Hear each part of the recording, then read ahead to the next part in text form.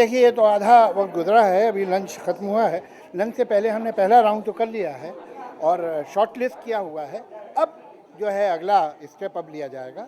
और उसके अलावा जो एक आउटस्टैंडिंग कंट्रीब्यूशन जिसका है और इस तरह का जो अवार्ड है वो हमने और 1953 में बेहतरीन म्यूज़िक किसकी थी, म्यूज़िक ऑफ द डिकेड, तो वो सब हमने कर लिया है। बाकी ये कि अब ये जो शॉर्ट लिस्ट किया है 5 का सबने, वो अब फाइनल फिर हम उसमें 5 में से एक को अब हम चुनेंगे। डिफ़िकल्ट तो रहा है, लेकिन मुझे ऐसा लगता है कि जितने अच्छे गाने आए हैं उससे भी ज़्यादा आने चाहिए और हमारी म्यूज़िक के बारे में मुझे ऐसा ख्याल है कि ये एक ट्रांजिशन से गुज़र रही है और बहुत अच्छा काम भी हो रहा है, लेकिन वो बहुत अच्छा काम जितना होना चाहिए वो मुझे थोड़ा कम लगता है। और ये एक बहुत अच्छी एक्सरसाइज है जो रेडियो मिर्ची ने शुरू किया है। I think it's more for new talent to be encourage, क्योंकि बच्चों को जब वो संघर्ष करते हैं तो उनको एक अवार्ड की अभिलाषा होती है ताकि उनके टैलेंट को रिकॉग्नाइज किया जाए, दुनिया में बताया जाए कि ये भी एक अच्छा टैलेंट आया है, ये भी लोग हैं। तो मैं देख रहा हूँ, अभी सुन रहा हूँ, सुना है मैंने 5-6 दिन से सबका म्यूज़िक सुन रहा हूँ। कुछ लोग मेरे लिए नए थे, कुछ आवाज़ें नई थी, कुछ राइटर्स नए थे और मैं बहुत इस बात की खुशी कह सकता हूँ कि मैं जो समझता था कि पोइट्री मरी है, पोइट्री मरी नहीं है। अभी भी यंगस्टर्स जो हैं वो पोइट्री की रिस्पेक्ट करते हैं। देखिए नहीं, अवार्ड में अवार्ड हर साल जो है उसमें कई नॉमिनेशंस होते हैं और इस साल भी हैं और कोशिश ये रहती है कि जो अच्छा काम है वो लोगों के सामने लाया जाए, बस यही कोशिश होती है। जैसे कहते हैं ना कि जब बिलोते हैं दूध को फिर से मक्खन ऊपर ले आते हैं हिला हिला करके, वो मक्खन उसका जो है वो उसे निकालने की कोशिश है। देखिए, जब किसी साल काम बहुत अच्छा हो जाता है तो अवार्ड सिलेक्शन में थोड़ी बहुत डिफ़िकल्टीज़ होती है, मगर यहाँ जो हमारी जूरी का सिस्टम है उसमें एक ये बात है कि हर अवार्ड के ऊपर सब ओपन डिस्कशन होता है और सब सुलझे हुए लोग हैं, फिल्म से काम करने वाले और म्यूज़िक से काम करने वाले लोग हैं, तो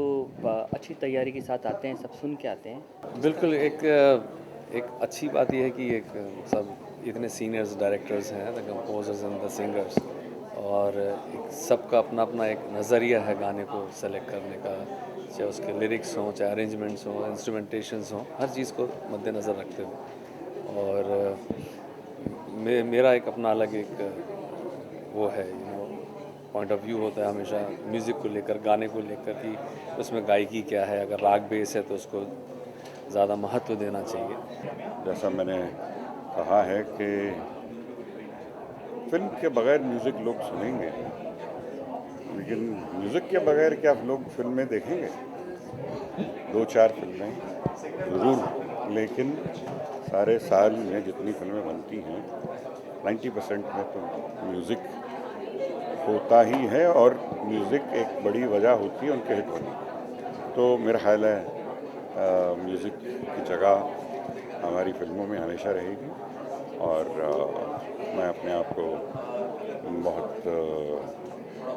मुझे अच्छा लगता है जब इस जूरी पे बैठता हूँ। बस डिस्कशन तो ये हो रहा है कि भाई आप जानते हो कि radio Mirchi awards have become very very strong in terms of deciding कौन एक्चुअली विनर हैं। एक्लेक्टिक मिक्स है ऑफ जावेद अख्तर साहब, सुधीर जी, इरशाद कामिल, सूरज बरजाटिया, सुभाष घाई, रमेश सिप्पी एक तरफ, यू हैव अलका जी, कविता, साधना एक तरफ, Shailendra Singh is there, you have Aadesh, Raju Singh, Lalit ji, Prasoon Joshi, मैं, तो मिल मिलाकर ये एक ट्रेमेंडस डिस्कशन होता है कि किसको अवार्ड दिया जाए और क्यों। One thing very good about it, this is nothing personal, जिसने अच्छा गाया या जिसने अच्छा कंपोज किया, फीमेल मेल या best album of the year, क्यों, पॉपुलैरिटी की बात भी होती है। बट एक मैंने चीज़ नोटिस की अमंगस्ट आवर जूरी मेंबर्स भी, हम लफ्ज़ों पर भी ध्यान देते हैं। We are trying to encourage, radio Mirchi awards trying to encourage some great words, great tunes, melodies back, बहुत अच्छी अच्छी मेलोडीज मैंने सुनी इस बार। I love the music of Aashiqui.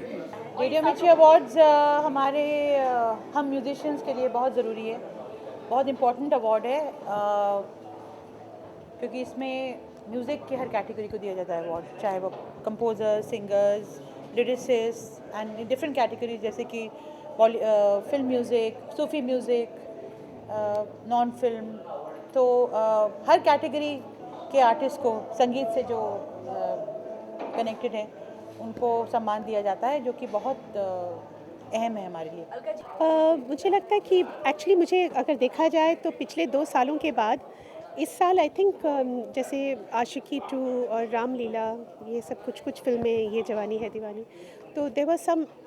Nicer songs और हमेशा,